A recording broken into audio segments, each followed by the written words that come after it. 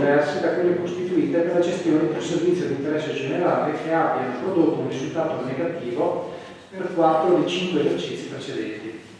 Infine, è necessario dismettere anche le partecipazioni nelle società che non siano riconducibili ad alcuna categoria tra quelle elencate nell'articolo 4 del testo unico o che non soddisfino i requisiti di cui l'articolo 5, commi 1 e 2 del testo unico.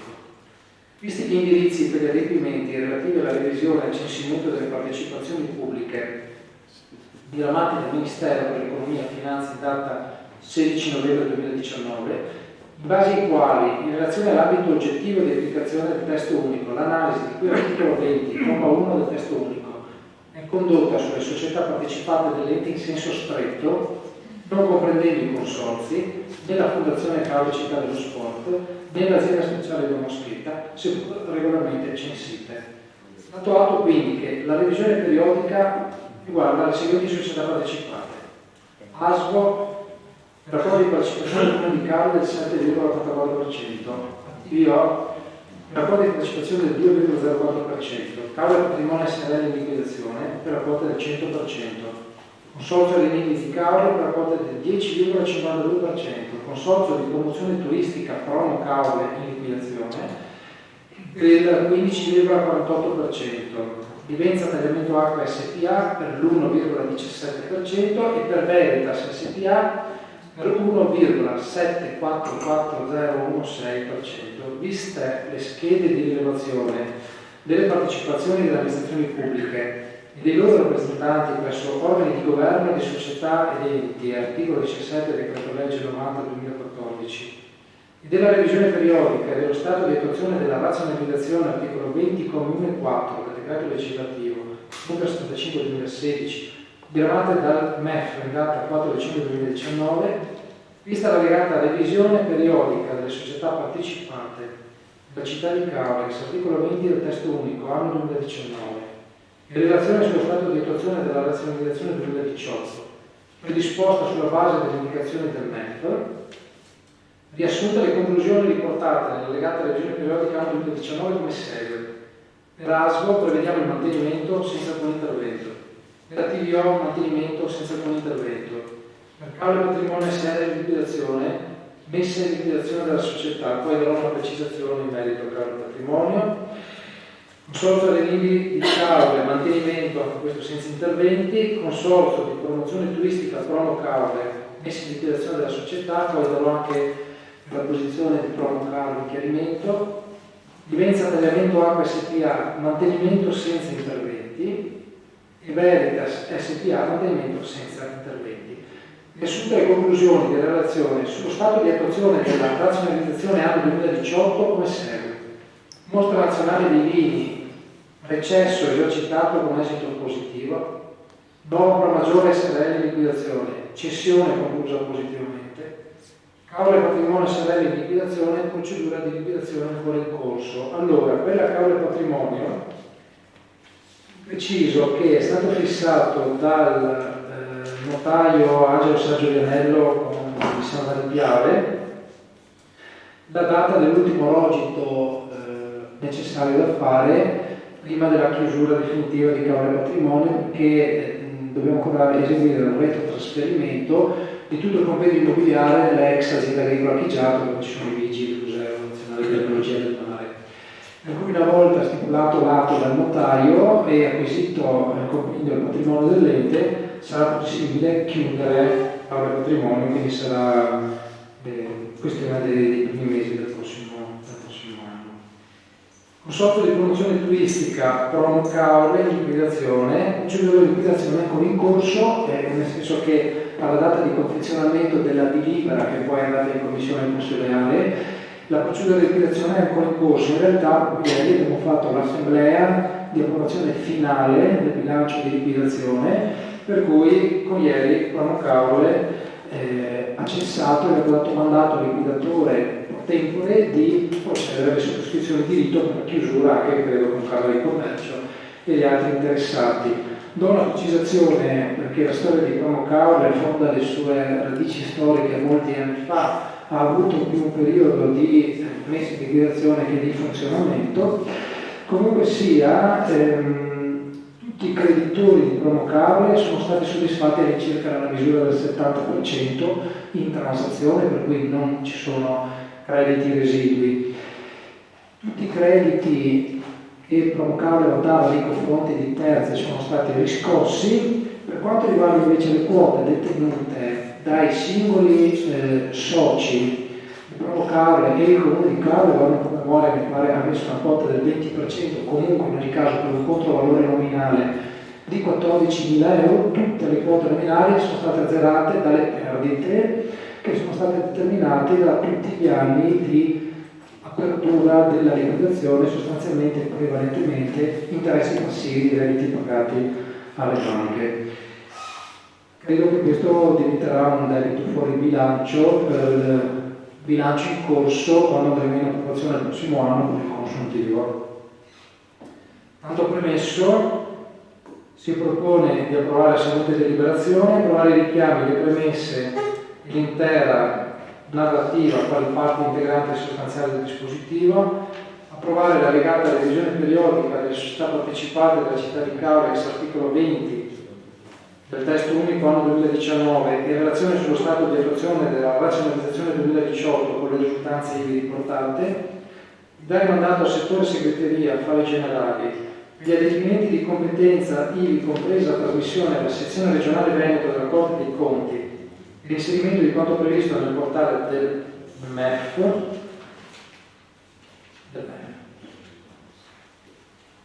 Grazie, Sindaco. Ci sono osservazioni? Nessuna osservazione. Passiamo all'approvazione. Voti favorevoli? Voti contrari? Voti astenuti? La delibera viene approvata. Votiamo anche l'immediata eseguibilità della delibera. Voti favorevoli? Voti contrari? Voti astenuti? Approvata anche l'immediata eseguibilità. Passiamo al punto 10 all'ordine del giorno. Attività di vigilanza e controllo sull'azienda speciale del Moschetta, piano programma 2020-2022. Con la parola al signor Sindaco. La Giunta Comunale propone al Consiglio l'adozione della sottoriportata deliberazione, visti gli articoli 42 e seguenti dello Statuto dell'azienda speciale del Moschetta, nei quali vengono disciplinate le modalità circa la vigilanza, il controllo e la verifica sull'attività dell'azienda stessa da parte dell'amministrazione comunale.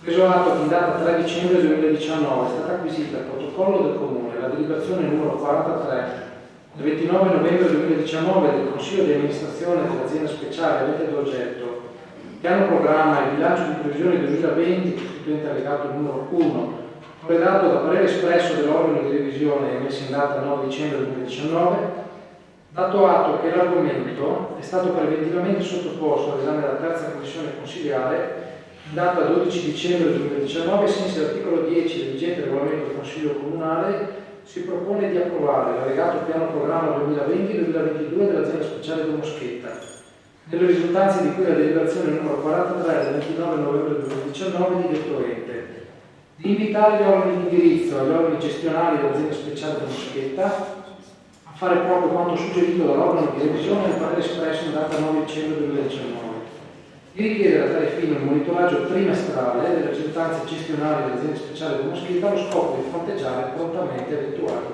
criticità. Grazie. Sindaco, ci sono osservazioni? Consigliere Antelmo. Grazie Presidente. Grazie Presidente. Allora, se mi permettete, io vorrei fare forse se rende necessaria, fare una piccola sintetica storia dell'azienda Moschetta, almeno come la conosco io, vediamo di recuperare un po' di verità. E cioè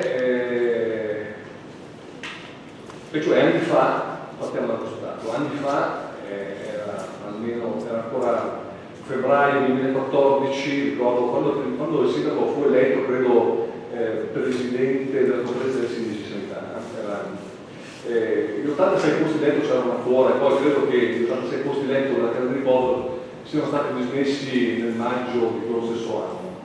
Tuttavia,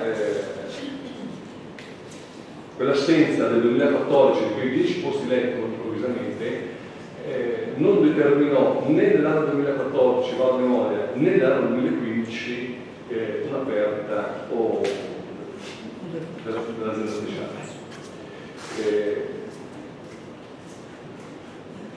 Furono tolti 10 posti letto e questa è la causa ultimamente che si legge in tutte le determine, nelle libere, nelle spiegazioni, che sono la causa, pare che sia una causa fondamentale della difficoltà dell'azienda speciale.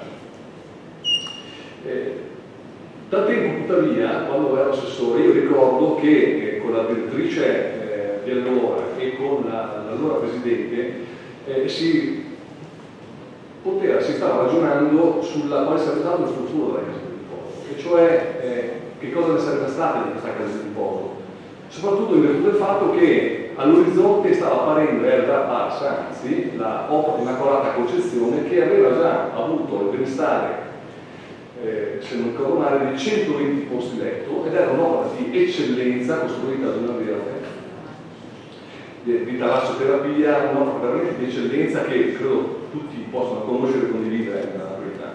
E quindi c'era all'orizzonte questa doppia, come dire, situazione degli 86 posti di case, i 120 che stavano arrivando dopo la Concezione, che sembravano, come dire, trabordare, no?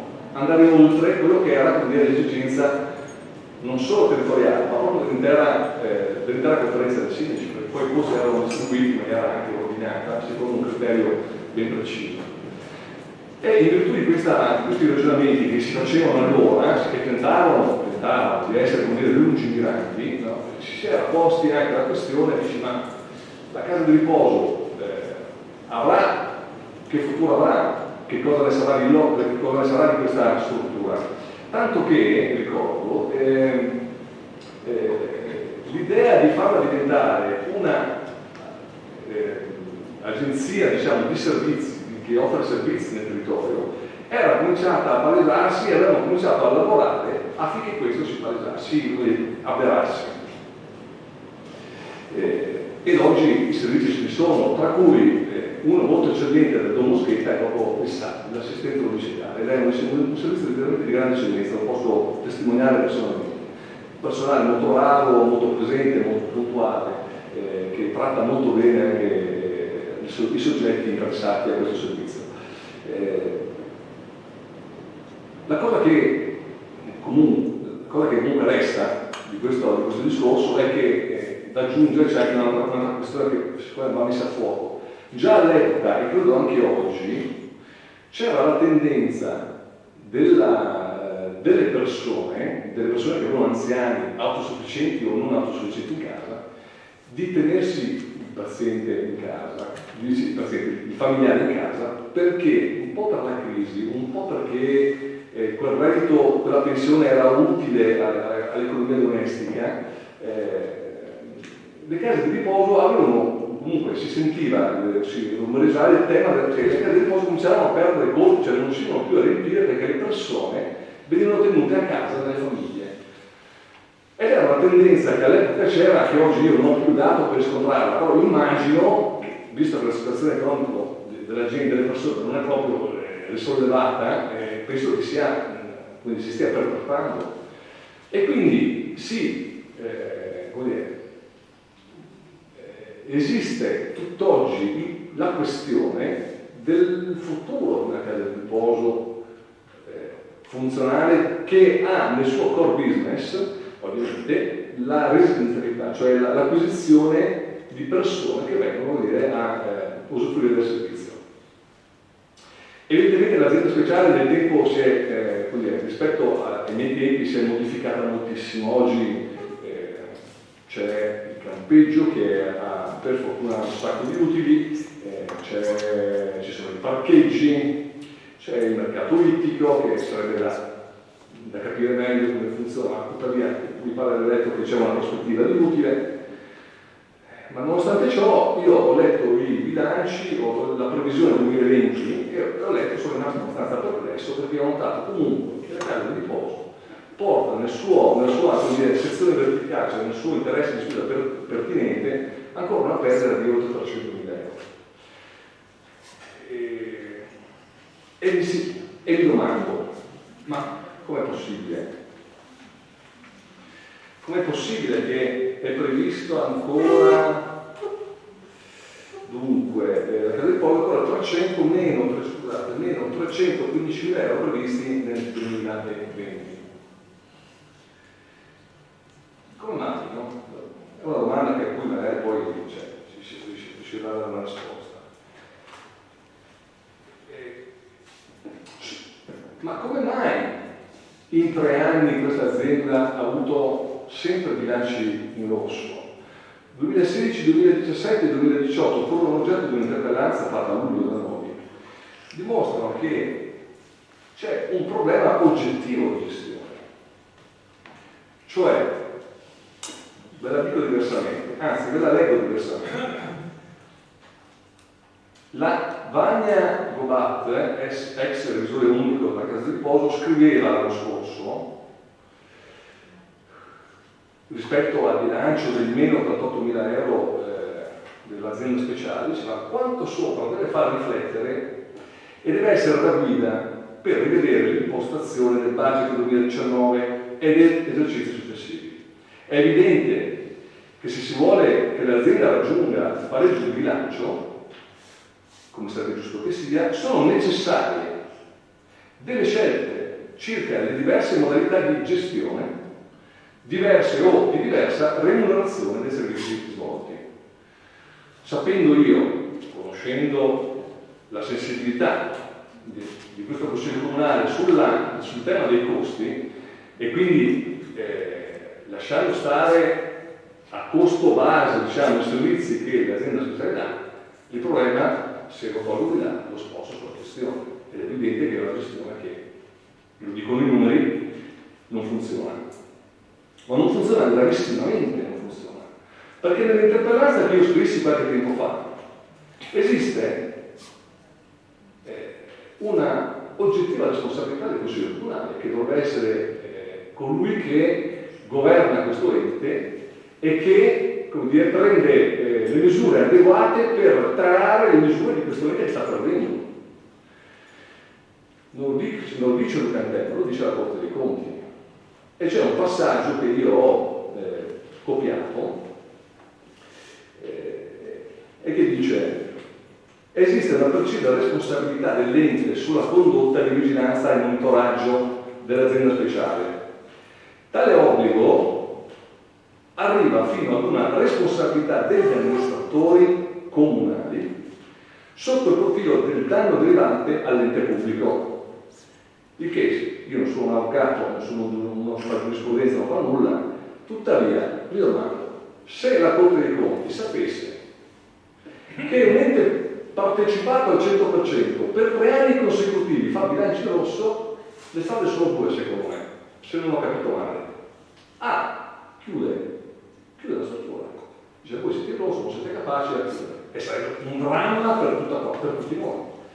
Perché quella struttura non è di chi la gestisce oggi, ma è di Cavo, è mia, è vostra, è di tutti. Secondo, se ammesso, vi chiedi danni, cicchi di danni, ma non a me, non a lui, che abbiamo votato contro e vi stiamo dicendo che c'è un problema oggettivo. A voi. Vi chiede di rimpinguare, siccome c'è un problema di danno economico che l'amministrazione deve mettere da parte, stanziare dei soldi per coprire un buco, che probabilmente ci sarà anche nel 2019, visto i lavori svolti nella casa di riposo recente con la visita ispettiva che ha costruito la casa di riposo da sistemare, avranno speso dei soldi non so ancora quanto, nonostante il mio accesso agli atti non abbia avuto ancora buon fine, ma era una vicenda privata diversa. La domanda è, ma siamo sicuri, siete sicuri che questa sia la strada che volete perseguire? Siete sicuri? Qui non è un problema contro le persone, contro il presidente, contro il direttore, non è questo il problema, non ce ne frega niente di questa cosa qua. Non è una questione, ma è una questione amministrativa.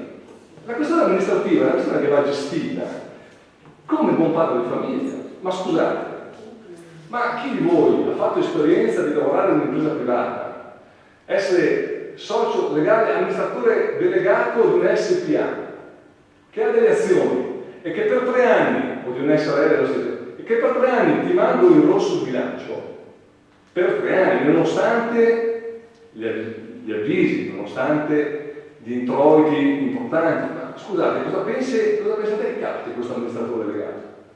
È una questione personale? No, è una questione di giustizia, del fatto che uno si rende conto che le persone non possono procedere così. Ci si dice, guarda, la tua sensibilità sociale era ottima fino a qualche anno fa, era funzionale fino a qualche anno fa, oggi è necessario avere un manager capace di gestire le questioni. Su quell'interpellanza che io feci, che noi facemmo a luglio, non mi fu rispose il sindaco. Rispose il sindaco e disse che non avevano messo a disposizione ma insomma avevano comunque tuttavia hanno previsto dei soldi da mettere adesso a calcolamento per questi eventuali problemi di bilancio. Però non rispose su un punto che magari dopo il sindaco Cerola mi aiuterà a capire, ed era il quarto punto rispetto alla questione principe, cioè sulla oggettiva responsabilità del Consiglio Comunale. E cioè si chiedeva se, visti i dati emersi dal bilancio, non sia un atto doveroso da parte dell'intero Consiglio Comunale provvedere ad una mozione di sfiducia dell'intero Consiglio di amministrazione. A questo punto il sindaco non rispose, perché vedete, è vero che loro si sono riportati di recente del 30% lo stipendio, diciamo così, come si chiama, l'indennità, come si chiama, ma mi sembra, scusate, è ridicolo.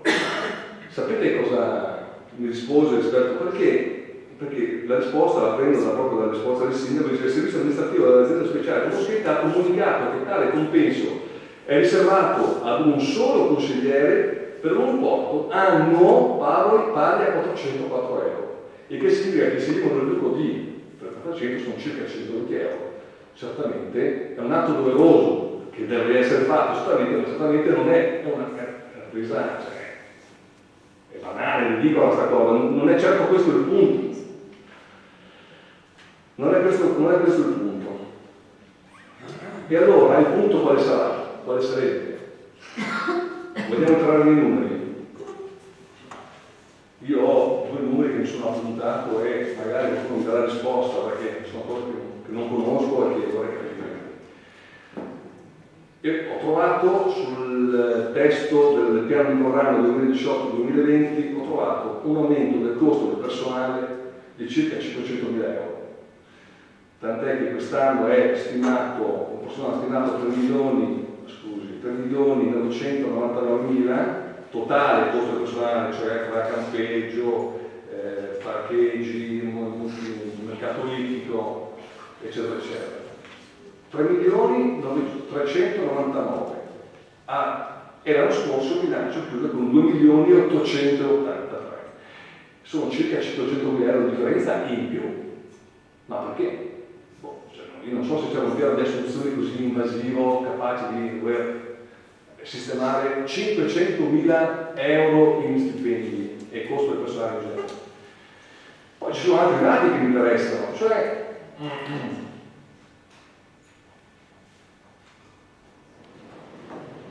ecco qua.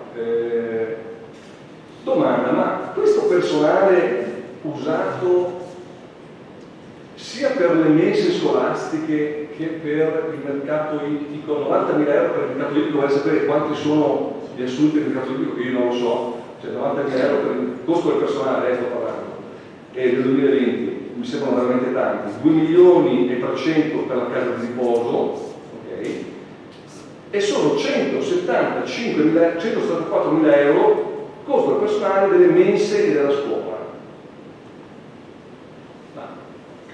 Una volta, a memoria, il personale dipendente della casa di riposo gestiva, a parte quelli che sono lo smodellamento, che erano quelli altri, quelli che erano l'ultima parte, ma non mi pareva, non ricordo, francamente, non ricordo dei costi così importanti solo per coloro che sono destinati a fare la mensa scolastica. Ma chi sono? Ma quanti sono? Ma di quante persone stiamo parlando?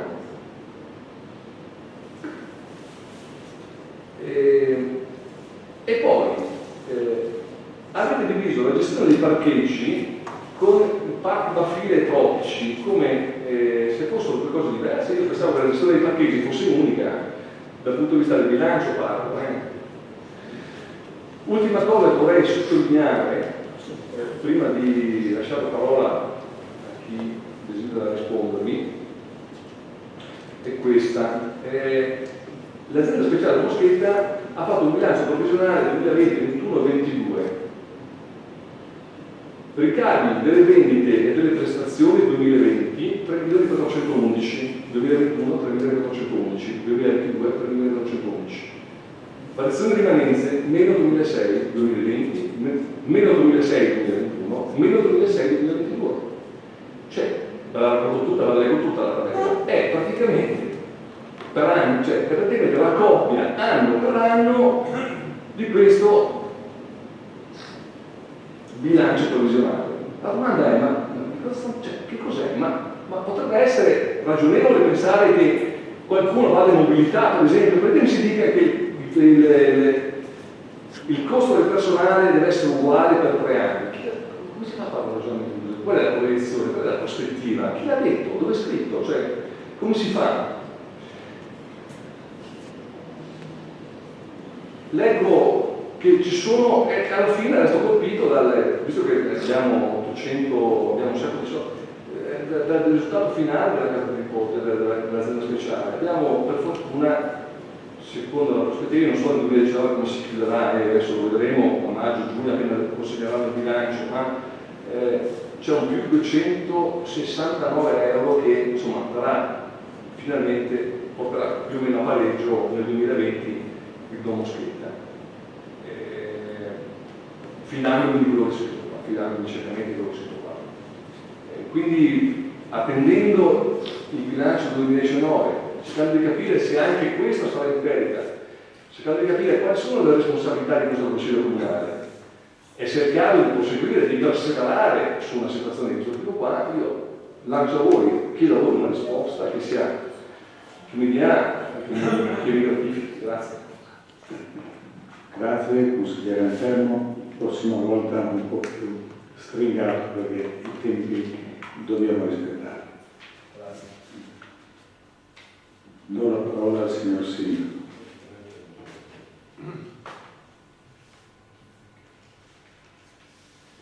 Sì, non mi aveva visto, non si preoccupi. Ovviamente sarò sinteticissima.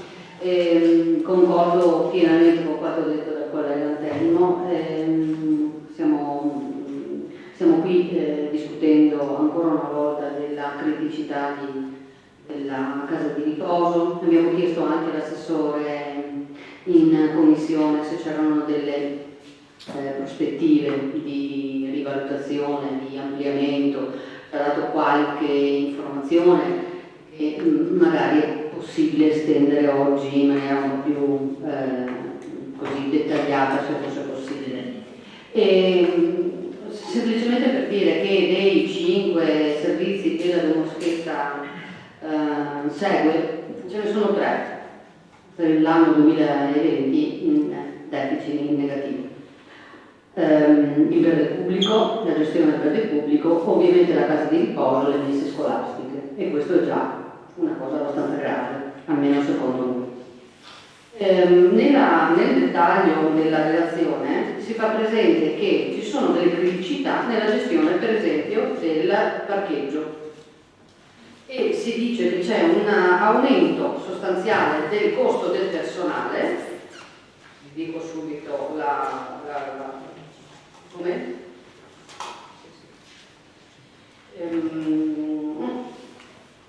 Scusa, eccola qua, sì. Allora, per quanto riguarda il parcheggio pagamento non custodito si evince che ci sarà un sensibile aumento del costo del personale rispetto a quello indicato nel 2019, in quanto il personale verrà impiegato anche per la gestione delle problematiche riscontrate nei parcheggi per fili e traffici per il primo semestre 2020. Quindi vorrei capire quali sono queste problematiche tali da aumentare il costo del personale per la gestione dei parcheggi. Ultima cosa che chiedo e concludo, la revisore unico, la dottoressa Piccin, ovviamente evidenzia la criticità di questa previsione di bilancio 2020 per l'alternanza del nuovo direttore e quindi della incapacità di utilizzare gli strumenti e i dati che possono essere poi necessari per una stesura completa, e quindi rimanda entro il 31 di gennaio del 2020 la definizione del documento di programmazione pluriennale. Ecco, in questa sede chiediamo come minoranza Liberi Trasparenti, ma immagino anche come gruppo Miolo, di avere direttamente la delibera, no, di completamento del documento di programmazione senza richiedere un accesso agli atti. Grazie. Grazie, capogruppo Ferraro, capogruppo Miolo. Grazie Presidente. No, sì, effettivamente lascia alquanto perplessi la lettura di questa documentazione, che trova anche una difficile definizione, nel senso che noi troviamo all'ordine del giorno dunque attività di vigilanza e controllo sull'azienda speciale Don Moschetta, piano programma 2020-2022. Però di fatto poi, leggendo giustamente come viene richiamato dalla collega, dal revisore, cioè di fatto viene smontata anche questa definizione, laddove il revisore, da quello che capisco, non si sente neppure di dare un giudizio, prende tempo e dice che sostanzialmente questa cosa che ci avete sottoposto con dei dati che non si comprendono neanche molto bene, non ha consentito la redazione di un piano programma completo. Cioè, ma allora cosa stiamo deliberando qua? Cioè, un progetto, un'ipotesi, un passaggio perché serve farlo, perché la normativa ci può fare questo passaggio e quindi riempiamo con dei dati delle caselle Excel e poi non trovano rispondenza. A me preoccupa moltissimo la relazione del revisore, nel senso che la motivazione è una motivazione molto grande, cioè l'avvicendamento del cambio della direzione dell'azienda, cioè, non giustifica il fatto che l'azienda non ci possa fornire oggi dei dati che siano dei dati attendibili su cui fare una vera previsione di bilancio. Vera previsione di bilancio che però non si può definire così, perché neppure il revisore la chiama come tale. Quindi io non posso che condividere le perplessità e le preoccupazioni che sono appena adesso state manifestate dai miei colleghi e dico, prestiamo attenzione, perché qui secondo me già c'erano i presupposti probabilmente per la chiusura di esercizio di questa perché con 3 bilanci in negativo mi pare di capire che scatta matematicamente, potrebbe scattare lo scioglimento del Consiglio e quindi degli organi direttivi. Su questo magari chiederei anche conforto al segretario Musto, se può confortarci su un profilo, diciamo, di qual è il regime corretto. Mi pare che con 3 bilanci negativi non riesco a cogliere cosa significhi può essere richiesta la chiusura, e se può essere richiesta ufficialmente noi la chiediamo in questa sede. Grazie.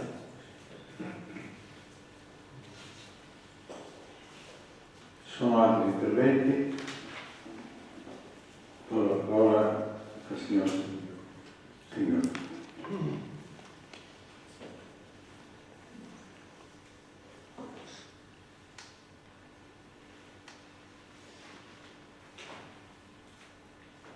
Credo che rispondere a tutti i quesiti che avete posto sarà impossibile, soprattutto per la mia mancanza di dettagli tecnici.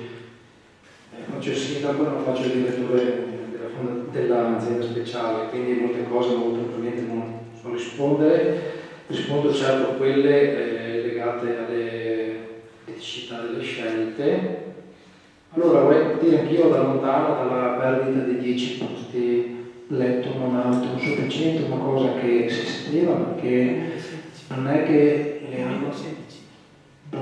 hanno tolti per il piacere di togliere all'azienda speciale i 10 posti letto non autosufficienti. La relazione, il piano programma riporta chiaramente a pagina 2, terzo capoverso, le 10 impegnative di residenzialità sono perse dagli esercizi 2016, 17, 18 e 19. Si sapevano anche le motivazioni, che sono ancora le attuali, con le quali non possono essere ripristinate, legate cioè al dimensionamento della struttura, alla superficie, tutte cose che ci siamo detti mille volte in questo Consiglio Comunale. Rispetto alla eccezione sollevata dal consigliere Antelmo per dire cioè nei primi anni abbiamo perso i 10 posti letto come azienda speciale, ciò nonostante non c'è stata perdita. Sì, probabilmente è così, adesso non lo ricordo a memoria i bilanci, però va anche detto che all'epoca l'azienda speciale, perché non va confuso azienda speciale con CDR, con casa di riposo. Casa di riposo è uno dei servizi affidati dall'amministrazione comunale all'azienda speciale, uno di tanti. All'epoca, al momento della perdita, evidentemente il ruolo svolto dall'azienda speciale era diverso da quello svolto nel momento in cui, oltre alla gestione della casa di riposo, viene affidata la gestione del mercato ittico, parcheggi,